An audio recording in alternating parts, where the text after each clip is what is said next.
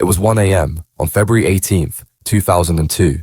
Outside Beck's Bar in Ashton-under-Lyne, Greater Manchester, a stolen Mitsubishi Space Star screeched through the night, its windows down, a handgun glinting in the streetlight. Two men stood at the bar's entrance, unaware they were in the crosshairs. A single shot tore through the chest of 21-year-old Steven Amos, a rising DJ with dreams bigger than Manchester's gritty streets. He collapsed, blood pooling on the pavement as the car vanished into the dark. Over 100 clubgoers scattered, screams piercing the chaos. Steven's friend, hit but alive, crawled for cover. This wasn't just a murder. It was the spark that ignited a war led by Steven's brother, Cabbo Amos, the feared leader of the Gooch Gang, whose hunger for vengeance would drench Manchester in blood. Welcome to Crime Pulse. If you're new here, hit subscribe and join our community diving deep into Britain's darkest underworlds. Like, share, and turn on notifications to never miss a case. Brace yourself. We're about to unravel the life, loss, and lethal revenge of Amos, a man whose name became synonymous with terror. February 2002, Greater Manchester was a powder keg, and in one weekend, it exploded. Police called it an exceptional surge of gun violence. 4 shootings, 2 dead, 4 wounded, in just 3 days. It began Friday, February 15th.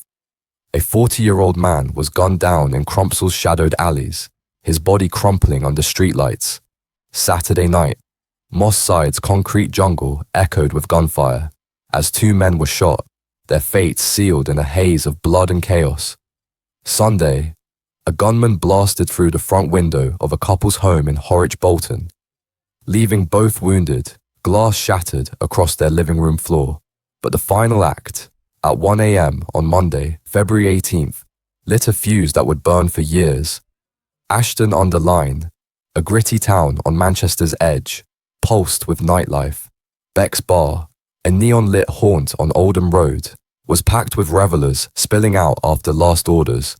Among them was Steven Amos, a 21-year-old DJ whose beats had electrified Manchester's underground scene.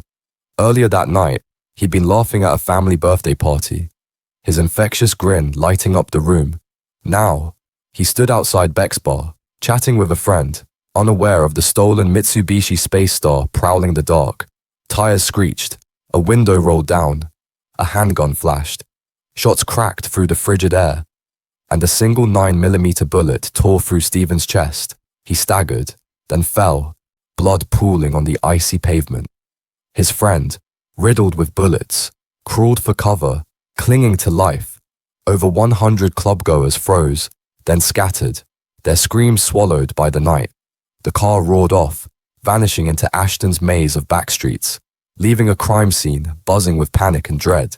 Steven wasn't just another name on a police report. He was a rising star, spinning tracks at Manchester's Havana Bar and Warrington's The World Club, his sets drawing crowds from across the northwest.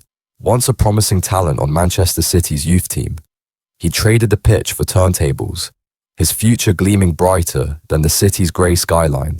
Detective Superintendent Kevin Duffy, speaking to the Manchester Evening News in 2002, captured the tragedy.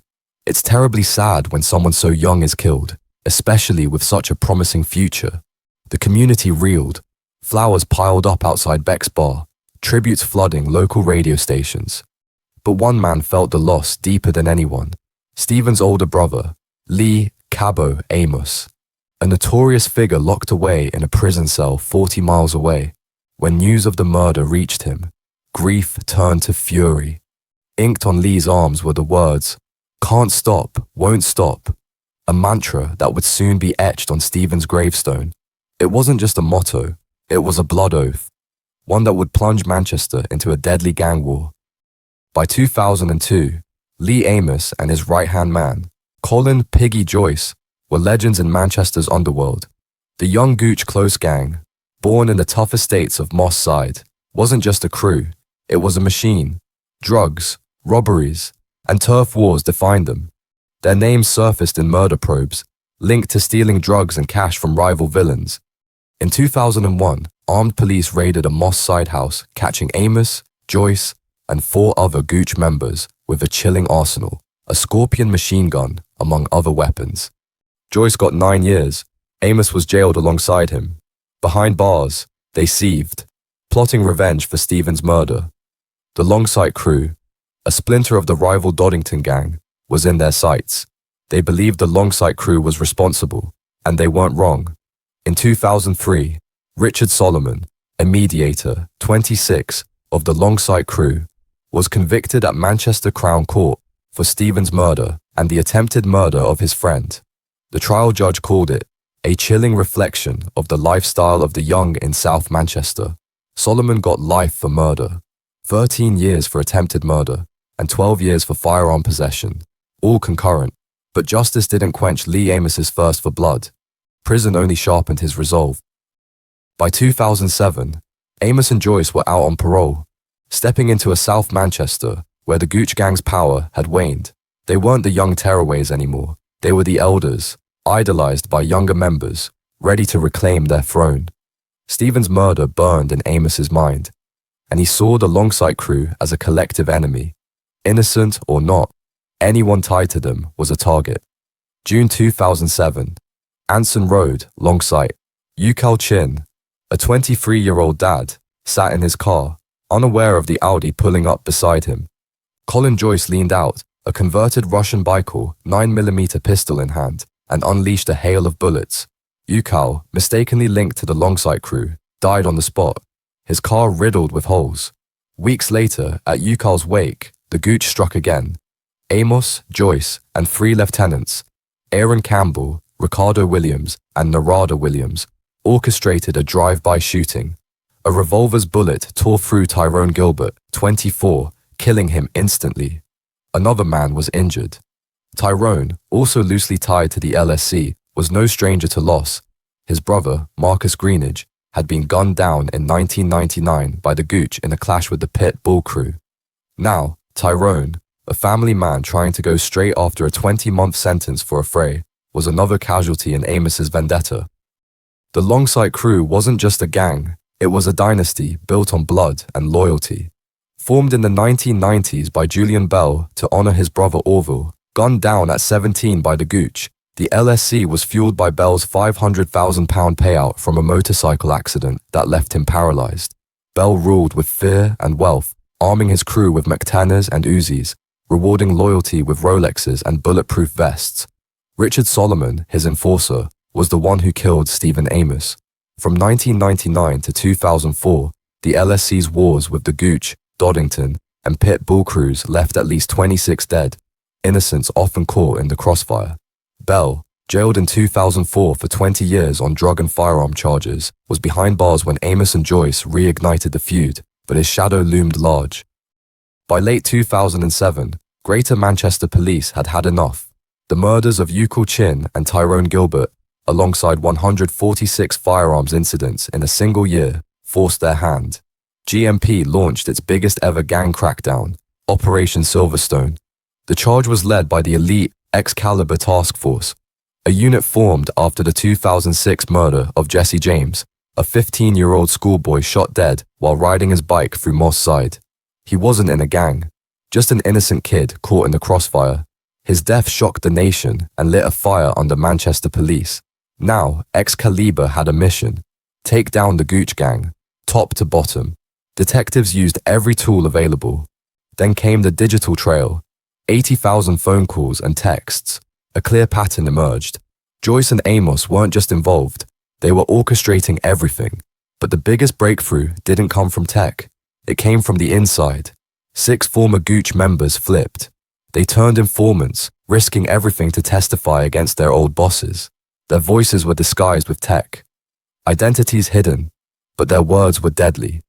With their help, the walls closed in. Joyce was arrested in Walkden. Amos was picked up in Nottingham. The dragnet caught 9 more gang members, everyone from senior lieutenants like Narada and Ricardo Williams to foot soldiers like Tyler Mullings. The weapons haul was terrifying: shotguns, handguns, and a submachine gun, all tools of intimidation, all tied to their drug empire. Joyce didn't always need to pull the trigger. His presence alone sparked violence. Detective Rod Carter put it bluntly: He's a psychopath who shoots for fun. Amos, calm and methodical, was no less dangerous. His silence was his threat, but now both were in custody. Their arrest didn't just stop the bloodshed. They sent a message loud and clear. No one is untouchable. October 2008, Liverpool Crown Court became a fortress. The Gooch Gang trial, moved 35 miles from Manchester to prevent witness intimidation, was the biggest gang case in Greater Manchester police history.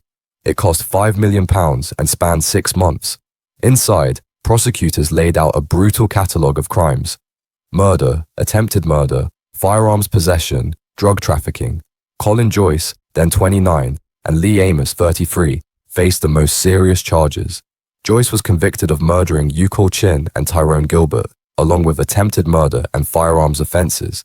Amos was found guilty of Gilbert's murder, the attempted murder of Michael Gordon, and multiple weapons charges. The jury couldn't decide on his role in Chin's killing, but it didn't matter. Both were facing life. On April 7, 2009, Mr. Justice Brian Langstaff delivered the hammer blow. "Manchester is not the Wild West, but you treated its streets as if it were," he thundered, comparing the Gooch Gang to Al Capone's Chicago mob. Joyce, smirking, called the trial a circus. He claimed he had inner freedom and innocence. His co-defendants clapped, prompting disgust from victims' families in the gallery. Then came the sentences. Joyce, life with a minimum of 39 years. Amos, life with 35 years, later reduced to 32 on appeal. 9 more gang members were caged.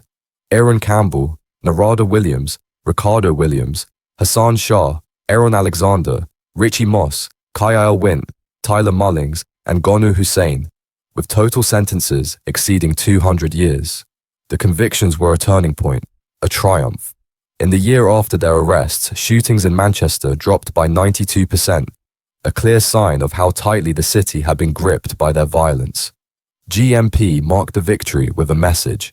Across South Manchester, billboards went up, showing Joyce and Amos as elderly men, how they'd look in the 2040s when they'd first be eligible for parole. Aging behind bars, the signs read. A warning to the next generation. This is how gang life ends. Even behind bars, Joyce and Amos's influence didn't fade. It evolved. At HMP Whitemoor, a high-security Category A prison, both men remained powerful figures. In 2016, Amos converted to Islam, aligning himself with a growing Muslim bloc that made up nearly half the prison's population. It shifted the internal balance of power. A source told The Sun that Amos was working the system, using his new faith to gain perks like halal meals. The prison service declined to comment, but concerns grew. Authorities feared his quiet influence could take a radical turn. Joyce, meanwhile, kept his distance, but his reputation as a psychopath ensured he was still feared. Even without pulling strings, his name carried weight across the prison system. Then came the end of one chapter. April 22, 2024. Lee Amos died at HMP Oakwood, aged 48. Staffordshire police ruled out foul play. An investigation by the Prisons and Probation Ombudsman is ongoing. His death closed a dark chapter, but not the book. Colin Joyce, now in his mid-40s, remains locked up in a maximum security facility. His minimum sentence runs until 2048. By then, he'll be approaching 70. But even with both men off the streets, their legacy continues. Splinter groups, like the Rusholme Crips, still operate in Manchester, carrying the Gooch Gang's name and tactics into a new generation. Their violence may have stopped, but their shadow still lingers. Colin Joyce and Lee Amos weren't just gang leaders, they were architects of chaos, whose reign over the Gooch Gang turned South Manchester into a war zone. They didn't just sell drugs or carry guns, they built an empire on fear, torture, executions, drive-bys into crowds. Their crimes were deliberate, calculated, and sadistic. Their evil wasn't a product of the streets, it was a choice, and that choice left children dead, families shattered, and entire neighborhoods living in fear. But evil has a shelf life. One died in prison. The other will likely die there. The Gooch name still echoes through the streets, but now as a warning, not a badge of honor. Because in the end, all that power, money, and bloodshed led to 2 things: a concrete cell and a photo of what you'll look like as an old man waiting for parole. That's the legacy of Joyce and Amos.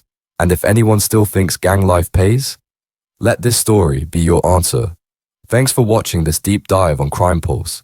If you value real stories about crime, power, and the people who abuse it, subscribe, like, and drop a comment below. Until next time, stay sharp, stay safe,